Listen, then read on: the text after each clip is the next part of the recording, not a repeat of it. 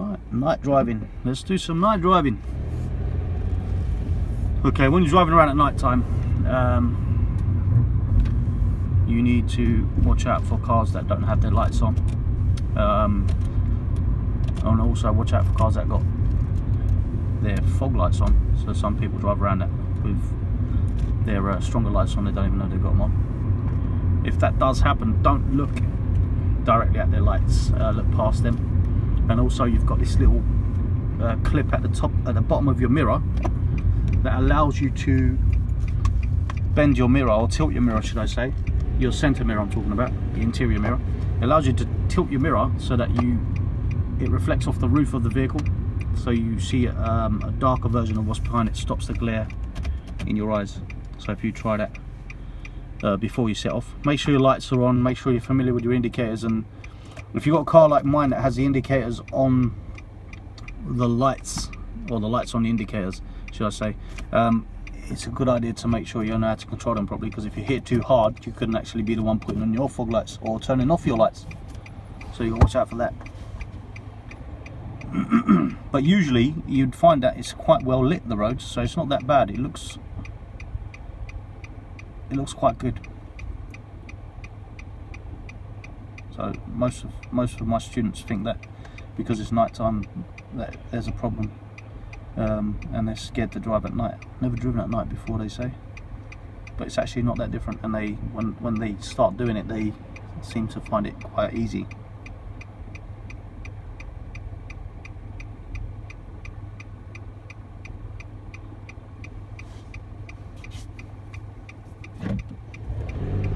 Now normally I'd wait in the middle here, but there's nothing coming from opposite, as you can see, so I'm just going to turn. It's known as crossroads.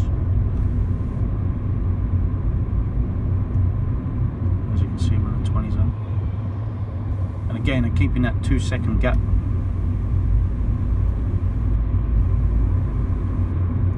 I'm going to dominate the road here. It's one lane, but it's big enough to fit 2 cars, so when it's like that you should dominate the road, as in stay in the center of it. It stops people trying to go around you.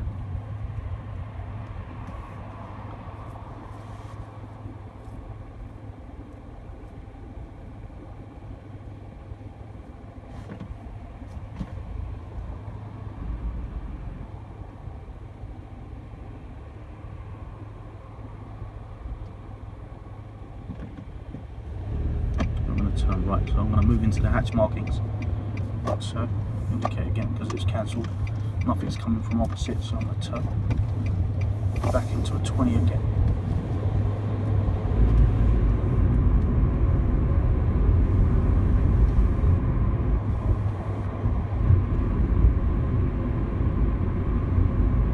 As you can see, there's traffic up ahead. Stop braking early.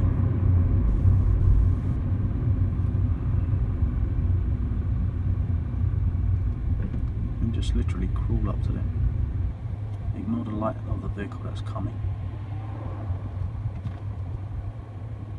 See, his light was, one side was a bit brighter than the other because he had his fog lights on to compensate for the actual headlight not working, the dipped headlight.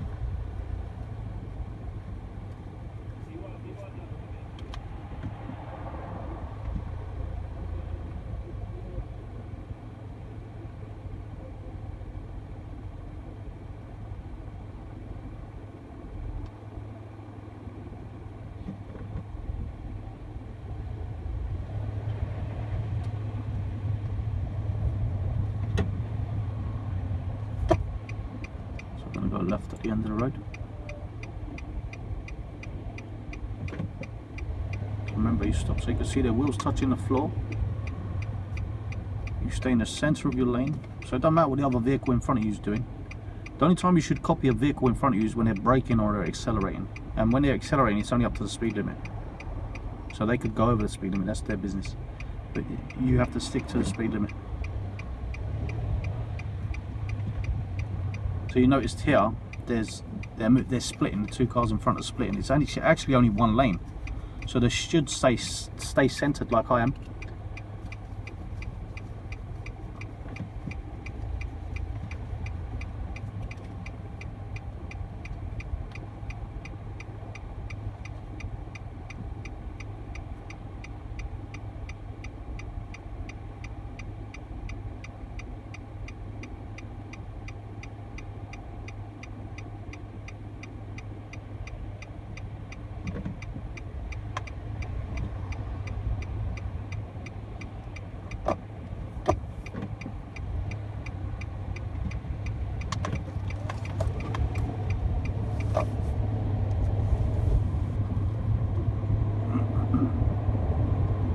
So we're coming up to a set of traffic lights where we're going to turn right.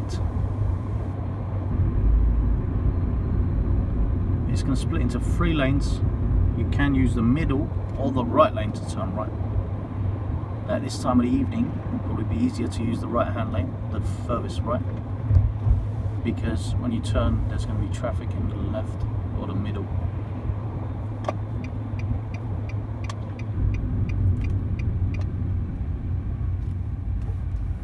You don't actually need your indicator on because it's pretty obvious where you're going, because you can only turn right.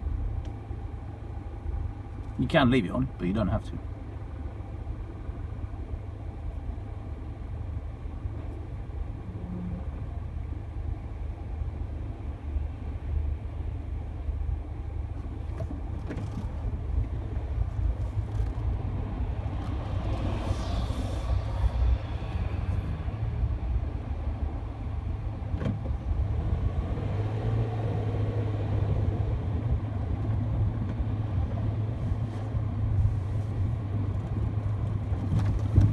So we just made those lights again. Basically, if you're going through a set of traffic lights and they change to amber, if you pass that line, then you should. There you go. There's a parked car there. So if you're going past the line, then you should keep going because it's unsafe to stop. So if I ended up slamming on the brakes to try and stop before them lights, the vehicle behind, which also followed me by the way, would probably go into me. So to avoid that, we just keep going. I haven't done anything wrong. It's not against the law to go for an amber light. So this guy's letting the bus go, and the bus is taking its sweet time. There's nothing we can do about that. So we're checking the crossing. That's what I'm doing at the moment, checking the crossing. He isn't there yet, so I can carry on.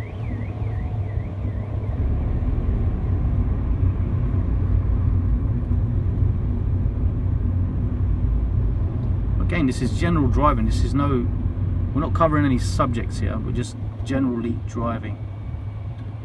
This is night driving. It's just one of many videos that I'm putting on for you guys to see on YouTube, and hopefully you can learn better. The sign, I don't know if you can see it because it's a bit dark, but there's a traffic light, red traffic light. It's going down to green at the moment, and just under the green arrow there's a sign saying that we can only go ahead only. So it's ahead only. I think you just saw it there, and you'll see it again now, which means it's okay to choose the right hand lane because there's no right turn. If there was a right turn there, I would have probably been in the left hand lane going straight ahead, because if there was someone in front of me trying to turn right, I would have been stuck behind them, or could have been stuck behind them, unless you're the first in line in that situation.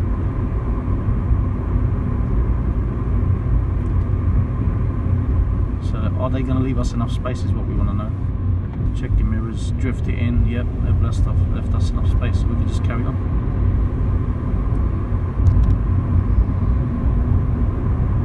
So there's a vehicle in front of me turning right. So what I'm going to do is I'm going to slow down in case he doesn't leave me enough room, or he doesn't turn properly. And he has left me enough room, so I'm going to carry on now. But the reason I slow down is so that I don't end up slamming on my brakes, because I've misjudged it. But if I slow down early enough, it's a smooth run, as you've seen.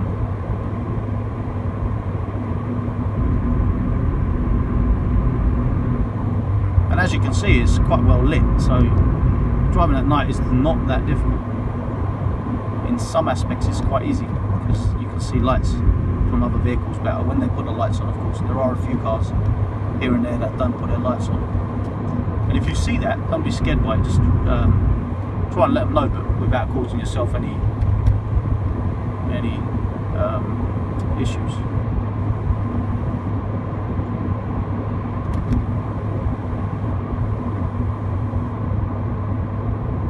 So there's a lot happening up ahead of me.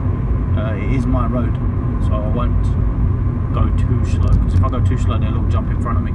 But also I don't want to go too fast, because they may still jump in front of me. As this guy's turning, so I'm going to slow it down. He should be in the hatch markings, which is to his right hand side, but he isn't. And this is why I've slowed down, because you see, he's blocked me. If he was in the correct position, I could have carried on, but that's what that's for, so that he doesn't block me, but he didn't use it properly. which is why it's important that you slow down when you see someone turning left or right in front of you, that you slow down, because that was proof there that people don't always do the right thing. So, but it ain't about what people do, it's about how you deal with what they do. But had I been speeding or going at the same speed I was doing and not had any, you know, intention of slowing down, thinking he was going to move it into position, then I would have ended up slamming on the brakes. And that we can't do. Shouldn't do.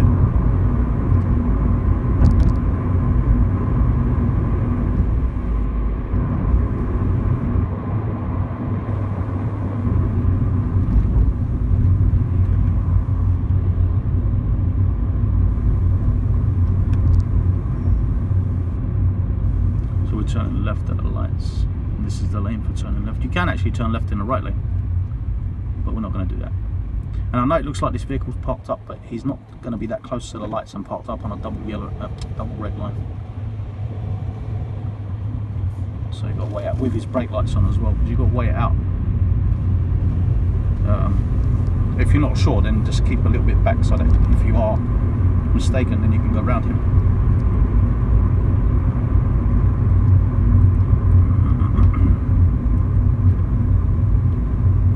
Just look a few cars ahead. Don't just look at the car in front of you, look a few cars ahead, because whatever they're doing, he's going to have to do. The vehicle in front of you is going to have to do as well, which means you're going to have to do it. It's a chain reaction. See, there's a police vehicle there. I'm going to indicate ambulance vehicle. I'm going to indicate to move it out, cancel the indicator, and indicate to move back in. Just made it past that keep clear.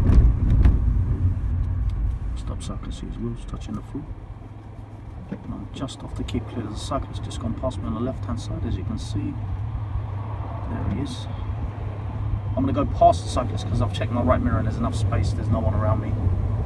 Don't have to indicate because there was no one behind me. And I've just made it again past this yellow box. But that's because I'm planning the road well in advance. So I'm looking 5-10 cars ahead. So I'm constantly scanning the road.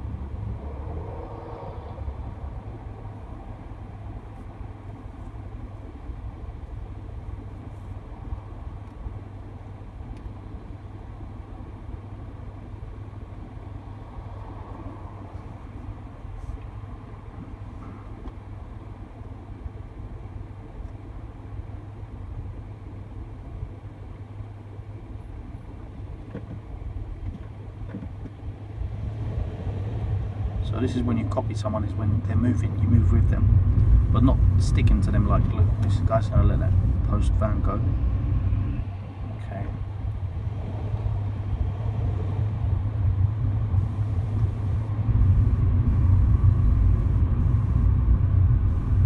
So you copy them in regards to when they brake, you brake, when they drive, you drive. And that's about the only time you can copy someone.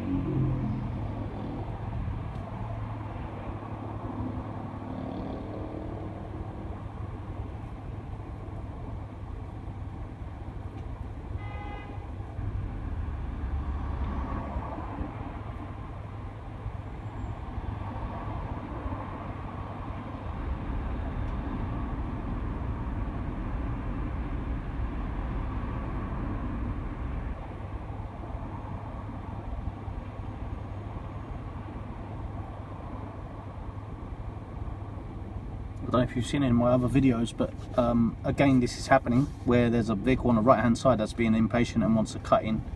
He knows what he's doing. He was supposed to be in the left lane, but they do it all the time. They choose the shorter lane and then cut in, which is fine, because all you have to do is hold back. You don't